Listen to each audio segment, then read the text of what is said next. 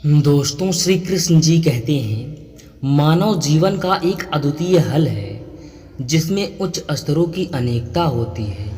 यह एक प्रश्न है जो हम सभी के मन में उठता ही है कि मानव को दुख क्यों मिलता है।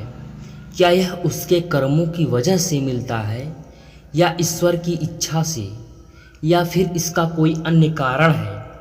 इस विषय पर चर्चा करने से पहले हमें मानवीय जीवन की प्रकृति, उसकी अनुभूति और दुख के प्राकृतिक अवस्थाएं समझने की आवश्यकता है। मानव जीवन का स्वरूप, मानव जीवन अनेकता और परिवर्तनशीलता से भरपूर है। हम सभी अपनी व्यक्तिगत और सामाजिक पहचान के साथ जन्म लेते हैं और जीवन के दौरान अनेक रंगों को रंगते हैं। समृद्ध और अच्छता, प्रेम और विरोध के अनुभव करते हैं। इस प्रकार हमारी अनुभूतियों, भावनाओं और कर्मों का महत्वपूर्ण योगदान होता है। कृष्ण कहते हैं कि हमें सिर्फ कर्म का हक है, बल्कि इच्छा या चिंता करने का नहीं।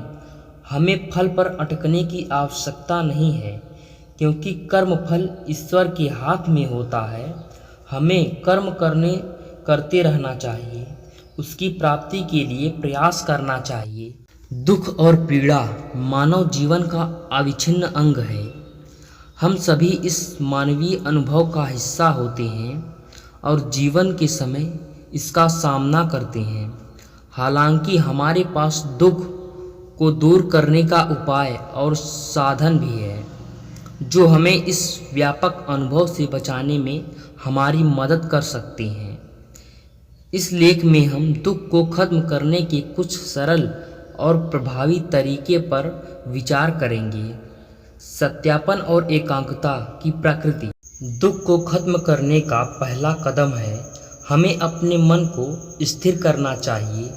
हमें अपनी अंतर आत्मा के साथ समय बिताने और स्वयं के साथ में अनुभव करने का समय निकालना चाहिए। यह मानसिक शांति और विकास के लिए महत्वपूर्ण है, जो हमें दुख के स्रोत को पहचानने और स्वीकार करने में हमारी मदद करता है। दोस्तों, आपसे गुजारिश है, अगर वीडियो अच्छा लगा हो तो वीडियो को लाइक कर दीजिए और हमारे चैनल को सब्सक्राइब कर दीजिए।